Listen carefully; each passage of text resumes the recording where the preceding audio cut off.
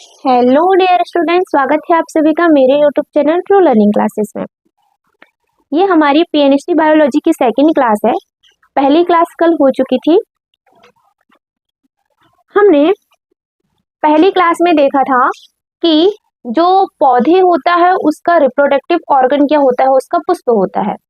पुष्प यदि द्विलिंगी मतलब कि बाइसेक्सुअल है तो उसमें मेल और फीमेल दोनों पार्ट होंगे। पुष्प का जो मेल भाग है वो क्या है, उसका स्टेमन या एंड्रोशियम कह दो, और पुष्प का जो मादा भाग है वो कहलाता है उसका क्या, जयांग या कह दो गाइनोसियम। ठीक, हमने कल परागकण का निर्माण कर लिए थे, मतलब हमने लघु बीजाणु धानी की संरचना पढ़े थे और लघु बीजाणु जनन की प्रक्रिया पढ़े थे। और लघु बीजाणु जनन की प्रक्रिया से किसका निर्माण होता है, परागकण मतलब कि लघु बीजाणु का निर्माण होता है। तो कल की क्लास में हमने परागकण या कह दे लघु बीजाणु इसका निर्माण किए थे।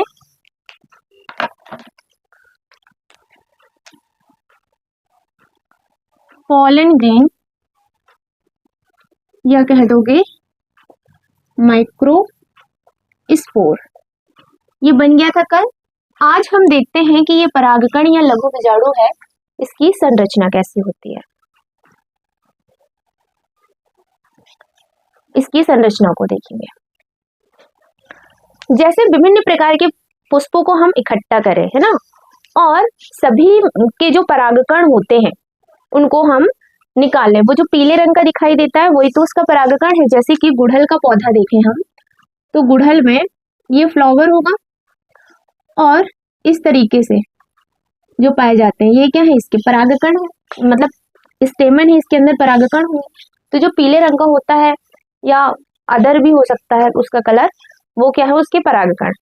हम उन परागकण को एक स्लाइड में निकाल लें, थोड़ा सा पानी डालें और माइक्रोस्कोप में देखेंगे तो हमको स्पष्ट रूप से ये परागकण दिखाई देते हैं। ये जो परागकण होते हैं वो अलग अलग पादपों के परागकण की आकृति या बनावट अलग अलग हो सकती है।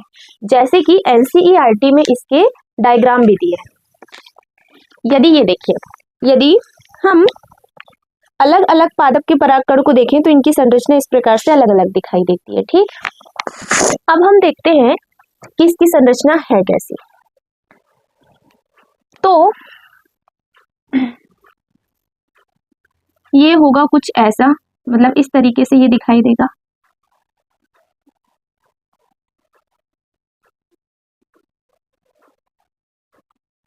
यदि अपन इसको बाहर से देखें तो अब इसी परागकण को हमने कट कर दिया और इसके आंतरिक कांट को देख रहे हैं हम परागकण की, तो ये दिखाई देगा कुछ ऐसा।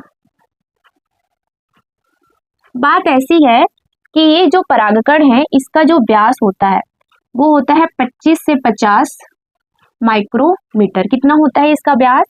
इसका व्यास होता है 25 से 50 माइक्रोमीटर। अब यदि हम इस परागकण की आंतरिक संरचना की बात करें तो प्रत्येक परागकण या कह दे अपना पॉलन ग्रेन दो परतों या दो स्तर से घिरा होता है। कितने स्तर होते हैं इसके? दो स्तर होते हैं।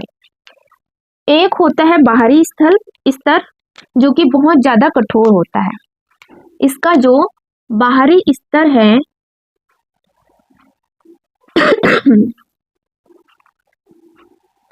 वो बहुत ज्यादा क्या होता है, कठोर। इसकी संरचना होगी ऐसी।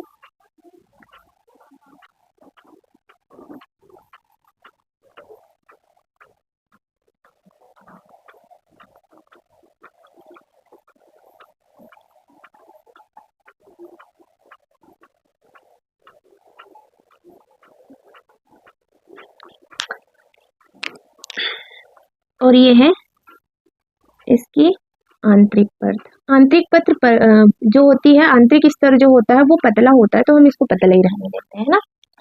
इसकी जो बाहरी स्तर होता है या कह दो इसको बाह्य भित्ति, इसको कह देते हैं अपन एक्साइन। जो इसकी बाह्य भित्ति है वो है एक्साइन, और ये एक्साइन जो है वो एक बहुत कठोर पदार्थ से बना होता है जिसका नाम है स्पोरोपोलिनी। क्या है? स्पोरोपोलिनिन है। ये बहुत कठोर पदार्थ होता है, स्पोरोपोलिनिन कठोर होता है। ठीक, अब देखिए ये उच्च ताप सुदृढ़ अम्ल की बात करें या क्षार की बात करें, इनमें भी टिक सकता है, मतलब कि ये इसका कुछ नहीं बिगाड़ सकते, है ना। और स्पोरोपोलिनिन होता क्या है? स्पोरोपोलिनिन होता है एक कार्बनिक पदार्थ। क्या होता है? एक कार्बनिक पदार्थ, सर्वाधिक ज्ञात प्रतिरोधक कार्बनिक पदार्थ है। स्पोरोपोलिनिन क्या है? सर्वाधिक ज्ञात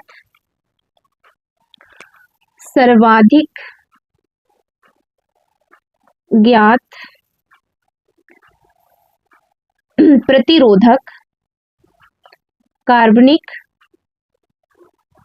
पदार्थ है, जो कि उच्च तापमान सुदृढ़ अम्ल या क्षार के सामने भी टिक सकता है। ये बहुत कठोर होता है, जिसके कारण इसको आसानी से तोड़ा या काटा भी नहीं जा सकता, है ना। अब बात करते हैं अपन, ये हो गई इसकी कौन सी भित्ति? महाभित्ति एक्साइल। ठीक, अब बात करते हैं हम आंतरिक भित्ति की। ये अंदर वाली है, तो इसकी अंतः भित्ति ये है।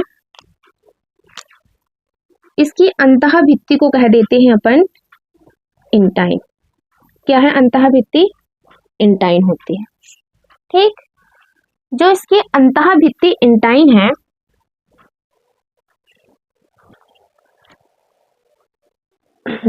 इसकी जो आंतरिक भित्ति इंटाइन है वो सेल्यूलोस तथा पैक्टिन से बनी होती है। सेल्यूलोस तथा काय से बनी होती है? पैक्टिन से बनी होती है।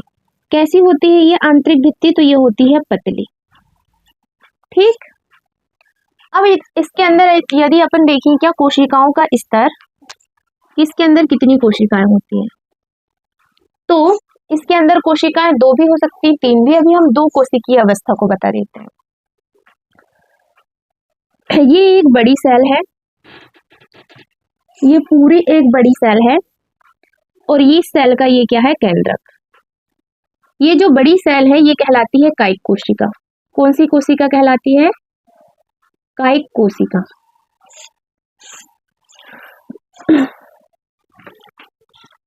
ये कहलाती है कायिक कोशिका, या कह दोगे वेजिटेटिव सेल।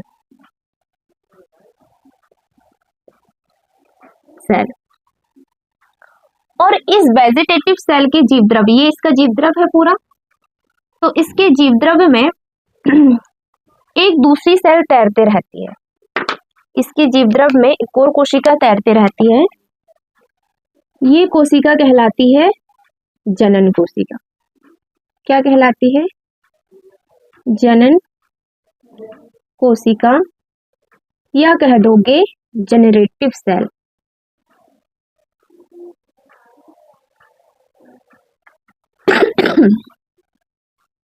जनरेटिव सेल या जनन कोशिका कहलाती है। देखो इसकी संरचना है कुछ ऐसी, जैसे एक बड़ा गुब्बारा और उस बड़े गुब्बारे के अंदर एक छोटा गुब्बारा भरा हुआ है। तो बड़ा वाला जो गुब्बारा है लाइक कायिक कोशिका, और जो छोटा है वो किसके जैसे होगा? जनन कोशिका। ठीक, अब देखिए इनके काम क्या है। काम ऐसे है भाई कि ये जो जनन कोशिका है वो आगे चलकर क्या बनाने वाली है? Male gamete. परागकण के अंदर मेल गैमेट बनेंगे ना, तो जनन कोशिका का कार्य है नर युग्मक का निर्माण करना। युग्मक का निर्माण कैसे करेगी? तो समसूत्री विभाजन द्वारा। समसूत्री विभाजन होगा इसमें, और देखो ये भी हैप्लॉइड है, ये भी हैप्लॉइड है, ये इसमें समसूत्री विभाजन होगा तो 2 हैप्लॉइड नर युग्मक का निर्माण होगा। अब कायिक कोशिका का क्या कार्य है? तो देखो जनरेटिव सेल को समसूत्री विभाजन करना है और नर युग्मक बनाना है, तो उसको कोई ना कोई तो पोषण देगा, तो इसी कायिक कोशिका से ये पोषण लेगी, है ना। तो इसका एक काम तो हो जाएगा भाई जनन कोशिका को क्या देना, पोषण देना। और दूसरा इसका काम ये होता है पराग नलिका का निर्माण करना, पराग नलिका का निर्माण। पराग नलिका होती क्या है, तो देखो ये जैसे एक परागकण है, तो इस परागकण से ऐसे पराग नलिका निकलती है और यहाँ पर क्या होंगे, दो नरयुग्मक। तो ये नरयुग्मक इसी नलिका से होते हुए कहाँ पहुंचते हैं, फीमेल वाले हिस्से में पहुंचते हैं। ये फीमेल वाला हिस्सा यहाँ पहुंचेंगे। ठीक, मतलब कुछ ऐसा बनाते हैं, देखिए ये फीमेल वाला भाग है, देखिए थी अपन ने कल इसकी संरचना। अब ये जब परागकण मतलब कि स्फुटन होगा, स्फुटन हमने 3 परत बताए थे जिनके कारण होता है स्फुटन, एपिडर्मिस, एंडोथीसियम, मिडिल लेयर, इनके कारण, है ना। जब स्फुटन होगा तो परागकण बाहर निकल जाएंगे, वो जो पीला पदार्थ होता है वही परागकण है। अब परागकण में परागण होगा जिससे कि ये फीमेल वाले भाग में मतलब कि मादा भाग में पहुंच जाएंगे। ये पहुंच गए परागकण।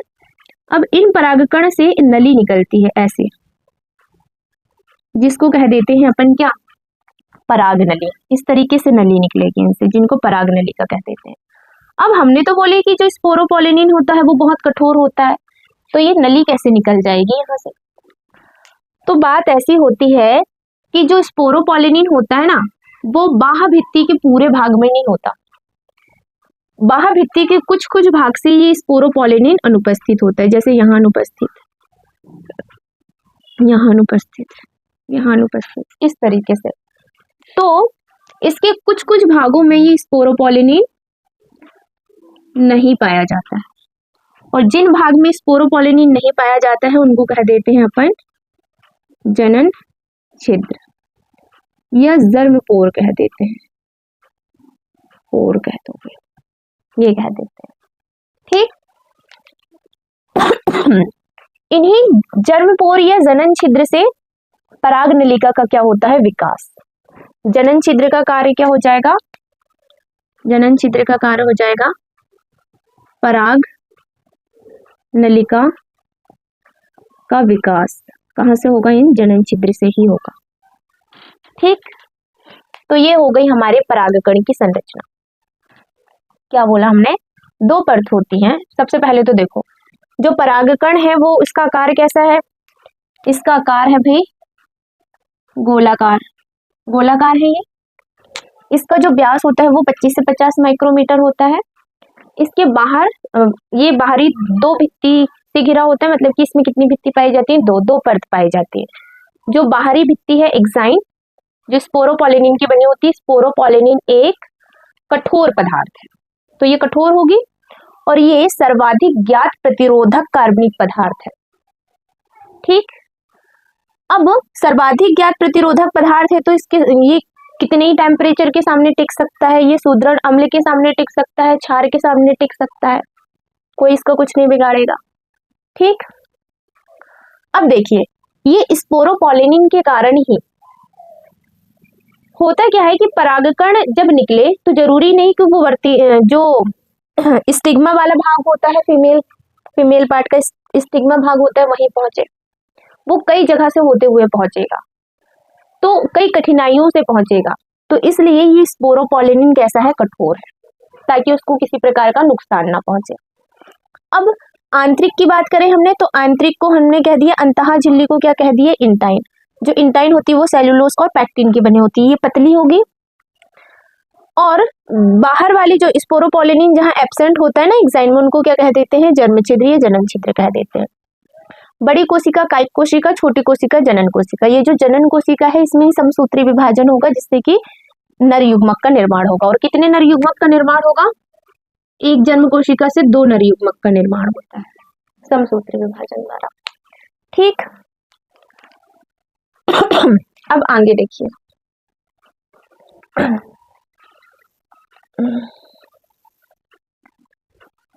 आगे इसको ही मिटा दें क्या, इसका स्क्रीनशॉट ले सकते हैं आप।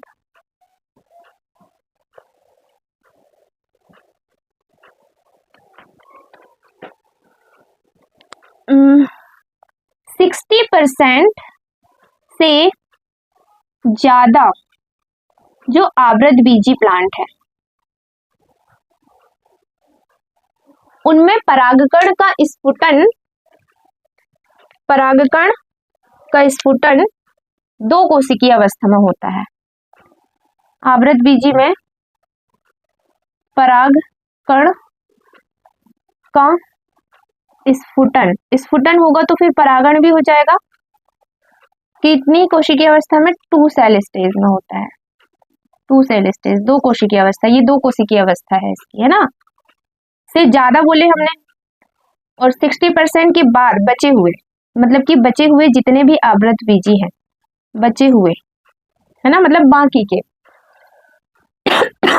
बचे हुए में 3 सेल स्टेज में होगा। 3 सेल स्टेज कैसे होगी परागकण की? तो देखिए, ये जनन कोशिका जो है वही आगे 2 कोशिकाओं में विभाजित हो जाती है। जैसे देखना, ये बना दिया हमने कायिक कोशिका, इसके अंदर है ये जनन कोशिका। अब ये जनन कोशिका में हुआ समसूत्री विभाजन, जिससे कि ये 2 कोशिकाओं में बट गई। तो कितनी कोशिका स्टेज हो गई? ये 3 सेल स्टेज हो गई। कैसे? एक ये बड़ी कोशिका, उसके अंदर 2 ये छोटी कोशिकाएं, तो कुछ में 3 सेल स्टेज में होता है क्या? परागण ही कहोगे उसको, है ना, क्योंकि स्फुटन के बाद तो डायरेक्ट परागण ही होता है। तो परागण कितनी सेल स्टेज में होता है? कुछ में 3 सेल स्टेज में। और 60% से ज्यादा आवृतबीजी में कितने सेल स्टेज में होगा? तो 2 सेल अवस्था में। आया समझ में? ये है ये परागकण। अब सुनिए, ये जो परागकण होते हैं ना, वो एलर्जी कारक भी होते हैं। मतलब कि इनके कारण बहुत से लोगों में एलर्जी उत्पन्न हो जाती है, जिसके कारण सांस फूलना, दमा, अस्थमा जैसी प्रॉब्लम्स आने लगती हैं। सबसे अच्छा एग्जाम्पल ये जो एलर्जी क्रिएट करने वाला होता है ना, कि एलर्जी हो रही जिसके कारण, उस परागकण के लिए एग्जाम्पल होता है कि गेहूं में जो पाया जाता है ना, गेहूं के साथ ही उगने वाला होता है गाजर घास, जिसको कहते हैं पार्थेनियम, है ना। पार्थेनियम या क्या होता है? गाजर घास। हमने बोला कि बहुत से जो परागकण होते हैं, परागकण होते हैं, ये एलर्जी कॉज करते हैं। और एलर्जी कारक कह दोगे तुम, एलर्जी कारक कह देंगे इनको। परागकण जिनके कारण एलर्जी होती है, तो ये परागकण क्या होते हैं? एलर्जी कारक भी होते हैं। इसका सबसे अच्छा एग्जाम्पल जो बुक में दिया है वो है पार्थेनियम। पार्थेनियम क्या है? ये होती है गाजर घास। और इस गाजर घास, दिख रहा है नीचे तक, गाजर घास होता है। और इसके जो परागकण होते हैं वो एलर्जी कारक होते हैं। ठीक, ये भी देख लिया अपने, पहले देखी कि भाई 60% से ज्यादा आवृतबीजी में जो परागण होता है ना, वो 2 सेल स्टेज में होगा, जबकि बचे हुए में कितना होता है? 60% से ज्यादा से, मतलब कि बाकी के बचे हुए कितने होंगे? 30 से 40% ही होंगे। तो उनमें क्या होता है कि 3 सेल स्टेज में परागण होता है। स्फुटन के बाद डायरेक्ट परागण ही होगा ना, तो अपन परागण भी कह सकते हैं, है ना। अगला है कि जो परागकण होते हैं ना, वो एलर्जी कारक भी होते हैं। कैसे? कि जो गाजर घास होती है पार्थेनियम, जो गेहूं के साथ मिलके आई थी अपने देश में, तो ये जो पार्थेनियम होती है ना, इसके परागकण एलर्जी कारक होते हैं। बहुत से लोगों में इसकी एलर्जी देखी जाती है। अगला परागकण के बारे में और देखें, यहाँ लिख दे, डिब्बे डिब्बे कर डाले, यहाँ कर देते हैं।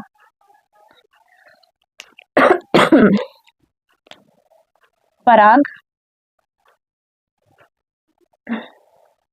कण, जो परागकण होते हैं वो पोषक तत्वों से भरपूर होते हैं। बोला जाता है कि परागकण क्या होते हैं? पोषक तत्व से भरपूर माने जाते हैं। इसलिए ना आजकल जो परागकण है उनके सिरप बनते हैं, इनकी टैबलेट्स बनती हैं, और इनकी जो सिरप या टैबलेट्स है मतलब कि परागकण धावक किसको कहते हैं, घोड़े को, है ना, और जो खिलाड़ी होते हैं धावक घोड़े मतलब जो दौड़ने वाले घोड़े होते हैं वो, और जो खिलाड़ी होते हैं वो लोग में इनका प्रचलन ज्यादा है परागकण की सिरप या टैबलेट्स का, क्योंकि उनकी कार्य क्षमता को क्या कर देते हैं, ये बढ़ा देते हैं। इसलिए ये बात हो गई परागकण से संबंधित। और देखिए जो परागकण है उसके अंदर ही अपना क्या बनना है, मेल गैमेट। ये क्या है, ये दोनों जो बने हैं जनन कोशिका से समसूत्री विभाजन द्वारा, ये मेल गैमेट ही है, मेल गैमेट है ये। तो जिस प्रकार जो मनुष्य हैं उनमें कृत्रिम गर्भाधान होता है ना, तो उसके लिए क्या करते हैं कि जो शुक्राणु या स्पर्म होता है उसको स्टोर करके रखा जा सकता है, ठीक स्टोर करके रखा जा सकता है उनको। तो क्या उसी प्रकार से अपन परागकण को भी स्टोर कर सकते हैं, स्टोर मतलब कि कह देंगे भंडारित कर सकते हैं, तो बिल्कुल कर सकते हैं। कहाँ से मिटा दूं, या ये मिटा देते हैं एलर्जी कारक।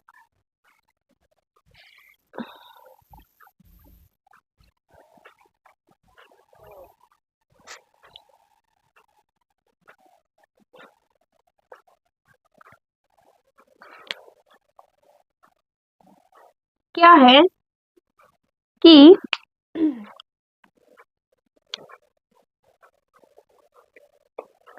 परागकण को द्रव नाइट्रोजन में, द्रव नाइट्रोजन का मतलब है कि लिक्विड नाइट्रोजन में -196 डिग्री सेल्सियस, -196 डिग्री सेल्सियस ताप पर भंडारित किया जा सकता है, किया जा सकता है। ठीक है, मान लिए कि परागकण को द्रव नाइट्रोजन में -196 डिग्री सेल्सियस टेम्परेचर पर रख दो तो उसको अपन भंडारित कर सकते हैं, है ना। क्यों किया जाएगा लेकिन भंडारण, तो अपन को एक अच्छी क्वालिटी के बीज चाहिए, ठीक, अच्छे क्वालिटी के बीज तभी आएंगे तबकि जो मेल गैमेट है वो अच्छी क्वालिटी वाला हो और फीमेल गैमेट भी अच्छी क्वालिटी वाला हो। इनके फ्यूजन से ही किसका निर्माण होता है, बीज का, ठीक, इनका अंत क्या है, बीज का निर्माण होना। तो अपन को अच्छी क्वालिटी के बीज चाहिए, तो अपन को अच्छे परागकण को से परागण करवाना पड़ेगा, निषेचन करवाना पड़ेगा, तो इसलिए इन परागकणों को भंडारित किया जाता है, ठीक। अब देखिए हमने आपको बताया कि जो परागकण होता है उसकी बाह्य भित्ति जो एक्साइन होती है वो स्पोरोपोलिनिन की बनी होती है, ये स्पोरोपोलिनिन बहुत कठोर है। तो अब ये बताइए कि इन परागकणों की जीवन क्षमता कितनी होती होगी। जीवन क्षमता का मतलब है कि ये कितने दिनों तक या कितने महीनों तक या कितने साल तक ये जीवित रह सकते होंगे, है ना। तो बात ऐसी है कि इनकी जीवन क्षमता के बारे में ना कुछ कहा नहीं जा सकता, इनकी ये जीवन काल ही कह दो, जीवन अवधि के बारे में कुछ कहा नहीं जा सकता। कैसे, जैसे हम गेहूं या धान की बात करें, गेहूं या किसकी बात कर दी है हमने, धान की, तो गेहूं या धान के जो परागकण होते हैं, परागकण वो सिर्फ 30 मिनट तक ही, 30 मिनट ही इनकी क्या होती है, जीवन अवधि, जीवन अवधि होती है। इनकी जीवन अवधि कितनी होती है, 30 मिनट की। जबकि जो सोलेनेसी है और लेग्यूमिनेसी है, कौन है, लेग्यूमिनेसी और सोलेनेसी कुल के पौधे, लेग्यूमिनेसी और सोलेनेसी, नेसी कुल के जो पौधे हैं इनकी कुछ महीने तक होती है, कुछ महीने तक होती है क्या? जीवन अवधि। ठीक, तो परागकण के बारे में अगला ये है भाई कि इनकी जीवन अवधि कितनी है, तो कुछ कुछ मिनट की भी हो सकती है, कुछ घंटों की भी हो सकती है, कुछ महीने या कुछ साल की भी ये हो सकती है। तो अलग अलग पौधे या पादप के परागकण की जीवन अवधि कैसी होगी? अलग अलग होगी। ठीक, परागकण के बारे में इतनी ही जानकारी है जो कि हमने एनसीईआरटी से की है। एक एक लाइन एनसीईआरटी की यहाँ कंप्लीट हो चुकी है।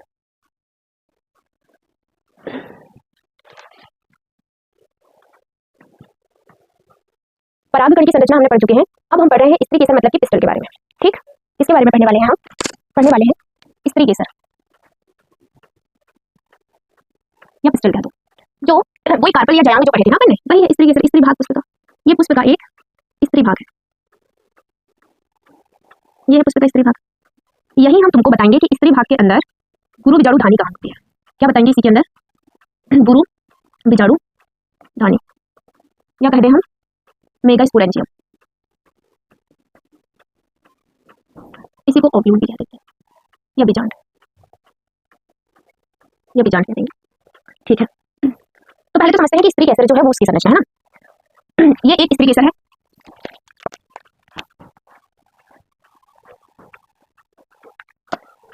इसका ऊपर वाला भाग, इसको हमने बोले थे स्टिकी भाग, क्या कहलाता है? स्टिग्मा। इसकी गर्दन है स्टाइल, और ये वाला भाग इसमें क्या? ओवरी। ठीक, ये है स्त्री केसर की संरचना, यही है स्त्री केसर की पिस्टल। स्टिग्मा, स्टाइल और क्या होते हैं? ओवरीज के तीन भाग है।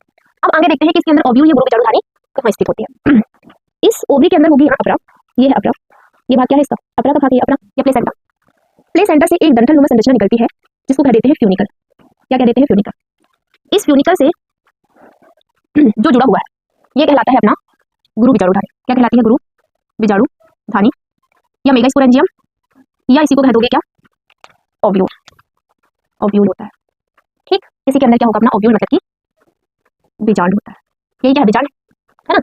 यदि हम इस बीजांड की संरचना मतलब कि इसी की संरचना को ध्यान से देखें तो वो संरचना बता रहे हैं हम क्या होगी। इसकी संरचना होगी ऐसी, ये है प्लेसेंटा। क्या है ये वाला भाग? प्लेसेंटा। प्लेसेंटा से निकला हुआ है क्या? फ्यूनिकल। ठीक, या बीजांड ग्रंथ कह देंगे इसको, फ्यूनिकल को। बीजांड ग्रंथ से जुड़ा होगा क्या? गुरु बीजाणु धानी या बीजांड। जो बीजांड होता है ये है जैसे बीजांड, इसके अंदर जो मटेरियल भरा हुआ है, जितना इसके अंदर जितना भी मटेरियल भरा हुआ है वो मटेरियल कहलाता है न्यूसेलस। क्या कहलाता है? न्यूसेलस कहलाता है।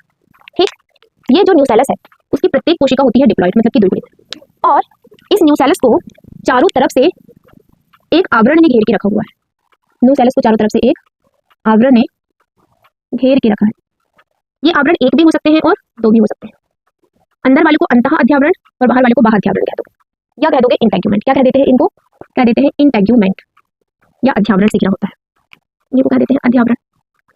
न्यूसेलस को कहते हैं बीजांड काय। बीजांड काय की जो प्रत्येक सेल होती है वो डिप्लॉइड होती है। हो गया इतना इंटेग्यूमेंट। अब देखो फ्यूनिकल जिस बिंदु में जाके, फ्यूनिकल जिस बिंदु में जाके, बिंदु से जाके इस बीजांड से जुड़ा है, इस बीजांड से जुड़ा है, उसको कह देते हैं अपन हाइलम। क्या कह देते हैं इसको अपन? हाइलम कह देते हैं। ठीक, इतना क्लियर हुआ। अब देखिए बीजांड का वह हिस्सा जहां पर इंटेग्यूमेंट अनुपस्थित है उस भाग को कह देते हैं माइक्रोपाइल। क्या कह दोगे? माइक्रोपाइल एंड कह दोगे, या कह दोगे बीजांड द्वार। और माइक्रोपाइल के अपोजिट साइड मतलब कि विपरीत, ये है माइक्रोपाइल, इसके ये तो पूरा न्यूसेलस है ना, ये है माइक्रोपाइल।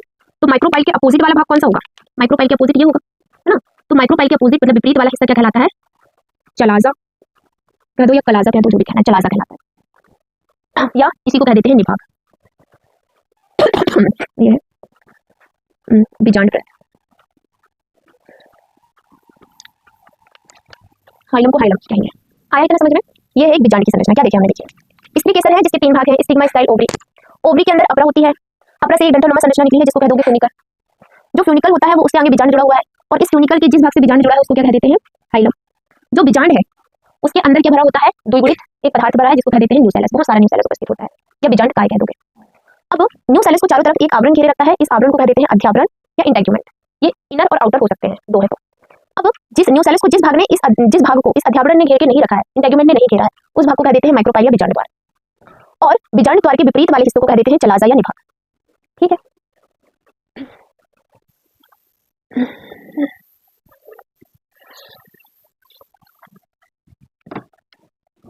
इसी डायग्राम को हम चाहें तो हम बना सकते हैं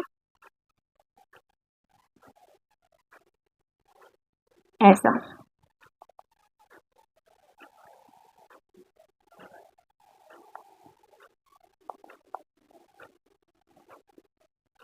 ऐसा हो जाएगा यही डायग्राम।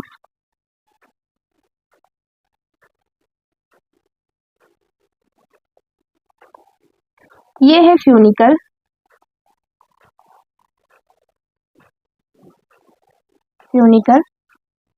ये है हाइलम, ये है इंटेग्यूमेंट, ये इसके अंदर क्या भरा होगा, न्यूसेलस,